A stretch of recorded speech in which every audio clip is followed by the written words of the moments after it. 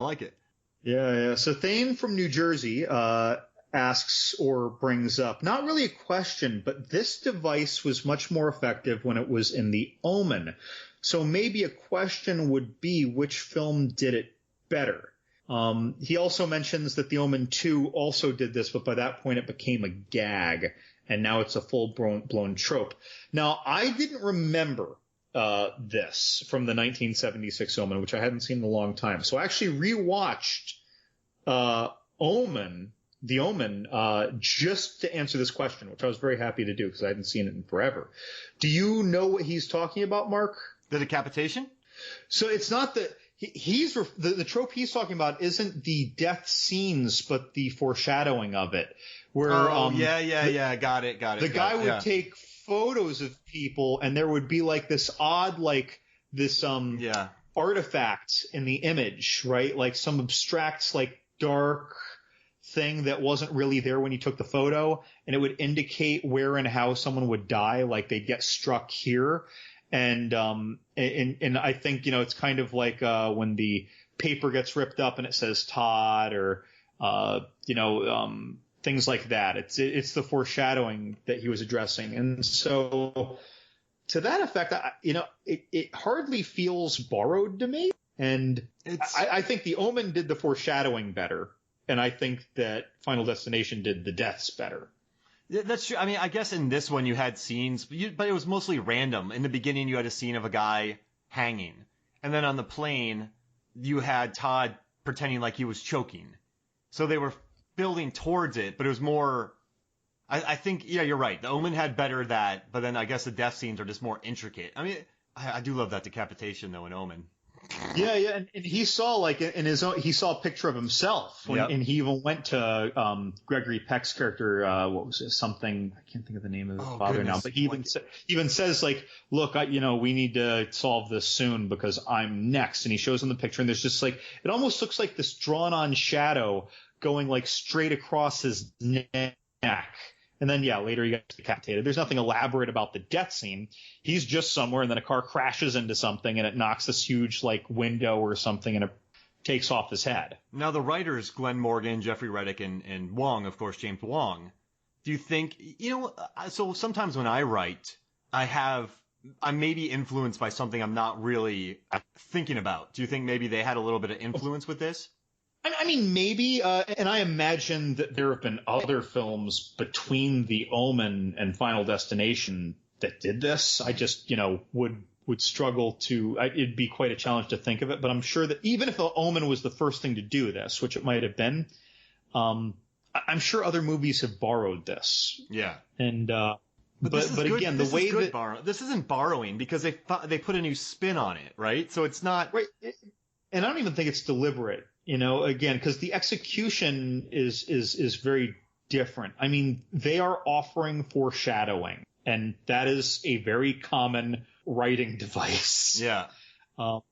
And sometimes it's a little visual, but again, foreshadowing was visual in Shakespearean stage plays, to what limited effect that they could do it. Chekhov's gun. Like, again, if you see a gun in the beginning of the movie, it better get shot. Right. So I mean, is this a little closer to The Omen than just general foreshadowing? Sure. Do I think that there was anything deliberate here? Not necessarily. Could this have influenced them because they grew up with The Omen? Of course. I have found myself thinking of ideas that I thought were clever, and then later realizing, oh crap, that was in this. Oh yeah, I saw that movie like 8 times. So John, which movies have really influenced you? So let's say you sit down to write a script. What are the few movies you think that have brought out influences to you, if that makes sense? For my interest, the kinds of things that I'd probably write, it would probably be something like your I'm actually going to say Evil Dead the remake, but that obviously is super influenced by Evil Dead 2, right? Yeah. But the execution of those original Evil Dead 2 ideas, I actually favor, and the just harrowingly menacing execution of Evil Dead. Things like that. Things like the Texas Chainsaw Massacre, things that are very dark and unforgivingly infernal, or just what I will call practically evil. And I mean practical in a practical sense, not like basically. Like again, Leatherface. He just comes out, there's no showmanship in the movie. He just comes out and whacks someone and drags them away, and that's like the way that would really happen. Mm-hmm. And I like those. I think that's terrifying. So things like that are what I'd reach to. And then for the sake of the heart and the family connection, things like Poltergeist. Got it. For me, it's all about the original Star Wars with, like, most likely, Return of the Jedi, where you just see these monsters in Jabba's palace, or the Mos Eisley Cantina in A New Hope, where they're on screen for 4 seconds, but they're done so well. It's never been replicated, where they're just, you want to know more about them. In Return of the Jedi, we spoke about this on one of our episodes about 60-second characters. The Rancor trainer. He starts crying when he sees the Rancor. And then his buddy comes in and is like, it's all right. Like, so he's crying about his Rancor, and then his buddy comes in and is like, hey man, sorry about that, dude. And they found weird humanity in Jabba's palace with a lot of these characters. And then another one for me is Die Hard, with just McClane, and how I really like how, he got blood in his feet. He wasn't Superman. He was just a capable dude. And then I also got to think about Jeremy Saulnier's Blue Ruin and Green Room, where the violence is just so fast and so mean, and there's a lot of comedic elements in Blue Ruin that will make you laugh, but the violence when it happens, it hurts and it feels real. So if I could combine Return of the Jedi, Die Hard, and Green Room, that'd be my movie, like a monster movie like those. I want to see a few pages combining Green Room and Star Wars. Okay, I want to see where your mind goes with this. I like that. Oh wait, imagine if a band gets locked in Jabba's palace and they're trying to get out, but they have all of Jabba's people in there waiting for them to get out. It's like a siege thriller. Oh my gosh. So it's Star Wars room. Yeah. Green Wars. Yeah, Green Wars. Oh, I like that. Green Wars. Return of the punk band. So we started to touch a little bit on like why would Death retract the water that he slipped on, and the control that Death had. So Bill Pristock from that's Billy Crash from the Last Knock podcast and Crash Palace Productions, where they write reviews.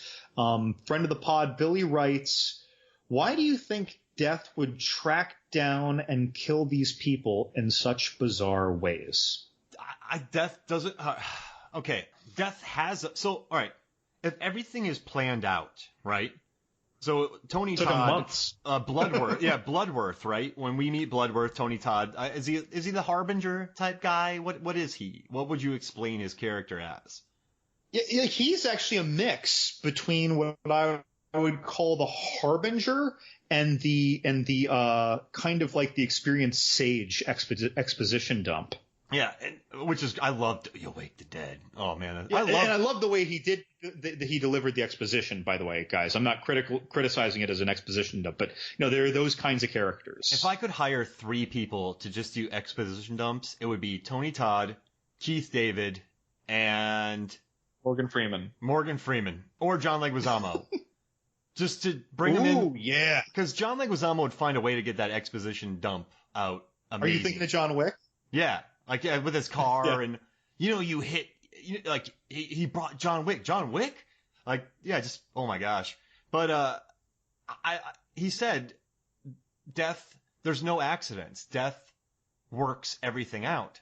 So when Death lost these people because they got off the plane because of the premonition, I had a Blanton's premonition once I got to tell you about. But I'm going to get back to this. So we're driving by so we needed the last letter for Blanton's, right? It's a bourbon. And I swear to you, John, I'm like, stop that Walgreens, that liquor store in Florida. That one has the S that you need. We stopped there, 1 bottle of Blanton's on the shelf, which is incredibly rare anywhere. Where were you? I was in Melbourne by East coast of Florida. And in Florida, you bought Blanton's in a store? And yeah, in a Walgreens liquor store. But I swear to you, John, I said stop there. And we stopped there, one bottle of Blanton's on the shelf, the exact letter they needed. I was... If you say get off the plane, I'm listening to you. But no, so it had a long time to do it. And so I think Death likes to have that control, right? Death likes the game to a certain extent. We never meet Death, but it wants what's it. And it can't use itself. This isn't the Frighteners. So it has to use other means, and it just has to adapt to where it's at. I mean, I think it probably tries a lot. Like in Jaws of Revenge, I think that shark was trying to kill that Brody kid for a long time and finally got him once. So this movie, I think it just went for its opportunities and did what it had to do. They had to be elaborate. So with the things that Bloodworth knew, right, and his unshock at the arrival of those teenagers, his forgiveness of their trespass, his willingness to help and advise, I totally get it, and I've kind of felt it myself at times, but it's like, is Bloodworth Death? Ooh. Is he a manifestation of Death to know all these things where everything that he said, while not necessarily specific, was specific enough that it was all accurate to the movie and what these kids were experiencing. And he kind of knew the kinds of things to explain based on their vague questions. And again, he was smiling. He was kind of happy to be sharing this. And then just as it turns out, he was the voice of Death in 2 subsequent Final Destination movies. I think so, because the things he knew, he knew. Does that make? I'm sorry, that's a stupid statement, but everything he said, he believed, and you believed him. And there's no reason why humans would know that. Like, how would he know that? Yeah, it's like, and again, he was gleeful to share it. He plays poker with Death. What do you think? Could be. All right. So my answer, the easy answer to Billy's question, why do I think Death would track down and kill these people in such bizarre ways, is because it's cinematically it's more fun. But my more real answer is that maybe there is a consequence to the world, or a larger portion of the world, even if it was, 0.1% of people, knowing that Death was a conscious entity. Maybe this is like, you think of the tragedy that would befall Hogwarts if the Muggles systemically learned that wizardry existed and that there was this pocket dimension where their school was. That would be terrible for them.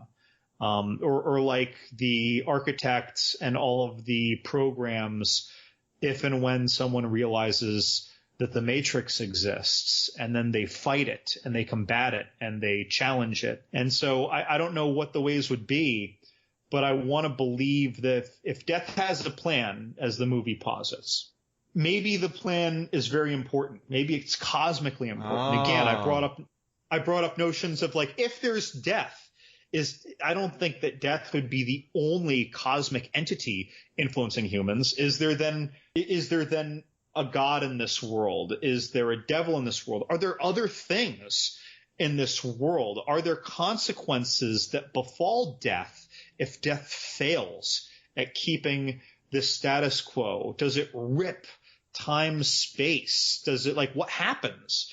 So maybe Death needs to do this. And the more wise people are, if everyone knows that there are ways to try and cheat Death, at some point Death is going to start lagging more and more and more. And what's the consequence? If you think about the Frighteners, where this thing was just going around squeezing hearts and giving people heart attacks, that would become kind of a conspiracy theory.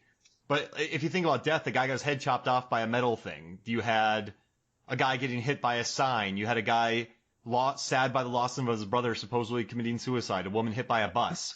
Those are not, you can't tie all those together. Does that make sense? Maybe if you knew if they lived and then they died. But these aren't just like the 5 people who survived the flight all had heart attacks. Does that make sense? Right, yeah.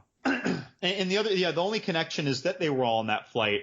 But then, I mean, if I'm the detective and these 5 people died in these 5 ways, I'd be like, well, look, they're all really stressed out. They're grieving. They're not thinking straight. They're more prone to substance abuse. They're more prone to poor judgment,